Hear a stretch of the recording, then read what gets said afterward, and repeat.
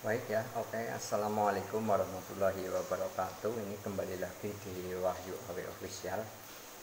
Ini khusus ya, saya kelihatan mukanya ya. Oke ya, baik Bapak Ibu guru hebat dimanapun Anda berada dan tentunya sahabat-sahabat pembelajar.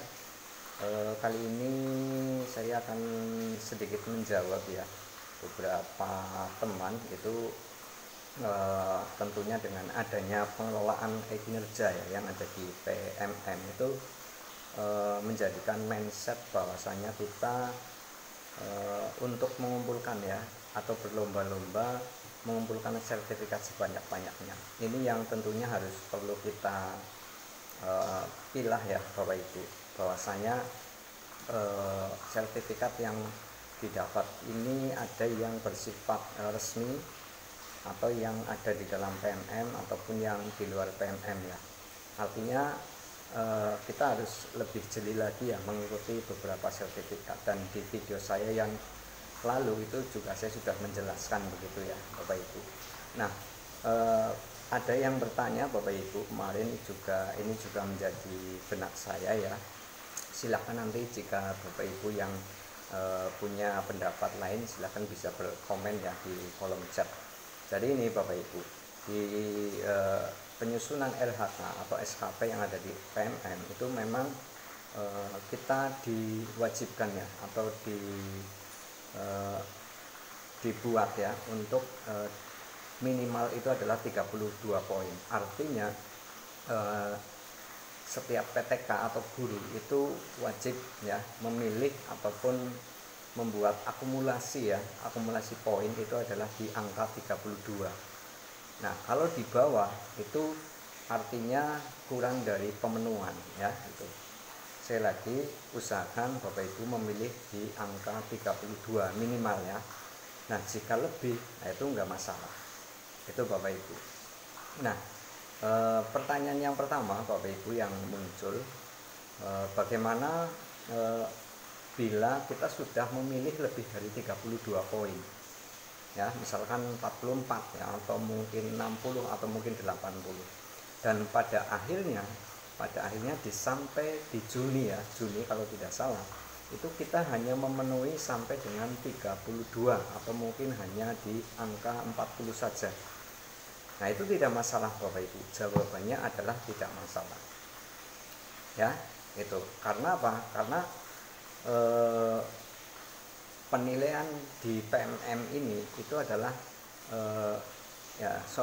di PMM ini itu adalah bentuknya ataupun endingnya itu bukan dinilai ya, endingnya itu bukan dinilai itu ya Bapak Ibu ya. Jadi misalkan Bapak Ibu sudah memenuhi syarat ya, misalkan sampai dengan 32 ya silakan, itu nanti endingnya karena PMM ini tidak dinilai ya, itu hanya sebagai pertimbangan saja itu ya Bapak Ibu. Nah, kemudian untuk yang kedua Bapak Ibu, nah bagaimana jika Bapak Ibu memilih angka 32 ya, misalkan Bapak Ibu sudah membuat SKP atau LHK itu poinnya 32. Nah, kemudian sudah terlanjur diajukan itu ya. Nah, di fitur di PMM itu ada yang namanya riset ya Bapak Ibu. Kita riset lagi selama Bapak Ibu belum menyepakatinya ya. Ini karena saya tidak bisa menunjukkan karena punya saya juga masih menunggu persetujuan kepala sekolah ya itu. Jadi artinya misalkan Bapak Ibu sudah menyusun LHK atau kompetensi yang ada, silakan kalau memang sudah disetujui ya, kemudian nanti Bapak Ibu cek lagi di akun. Jika belum disepakati ya, belum ada tanda salaman lah, itu ada tanda salaman, silakan untuk bisa di reset, itu bisa Bapak Ibu ya, di reset kemudian kita susun lagi dari awal begitu. Nah, kemudian berikutnya apabila Bapak Ibu memilih tadi poinnya 32 ya, padahal nanti sampai Juni itu tidak bisa memenuhi ya sampai 32, akhirnya menjadi berkurang. Nah, ini yang perlu Bapak Ibu perhatikan betul. Ya, satu adalah pemilihan kompetensi. Ya, kompetensi yang kita pilih ya di RHK itu betul-betul yang kita kuasai Bapak Ibu. Ya, sekali lagi saya menyampaikan di sini, kompetensi yang akan kita pilih sebagai RHK atau indikator yang ada di RHK itu betul-betul yang kita kuasai Bapak Ibu ya. Jangan sekali-kali Bapak Ibu menyamakan dengan guru lain ya. Itu maksudnya misalkan guru lain bisa mengikuti webinar sebanyak 4 kali ya, ternyata kita hanya 1 kali. Nah, ini kan menjadi bumerang ya untuk kita sendiri, karena kita tidak bisa memenuhi poinnya begitu. Nah, kemudian untuk kesimpulannya, jika terjadi seperti itu, silakan Bapak Ibu untuk memilih poinnya itu lebih dari angka 32 ya. Maka ketika tadi saya sampaikan di awal, ketika nanti pemenuhan sampai dengan Juni kemudian tidak bisa memenuhi, misalkan tadi milihnya 80 poin, maka minimal Bapak Ibu sudah memenuhi di angka 32 poin. Itu ya, sekali lagi ending daripada PMM di kinerja ini adalah dipertimbangkan sebagai pertimbangan ya, bukan dinilai.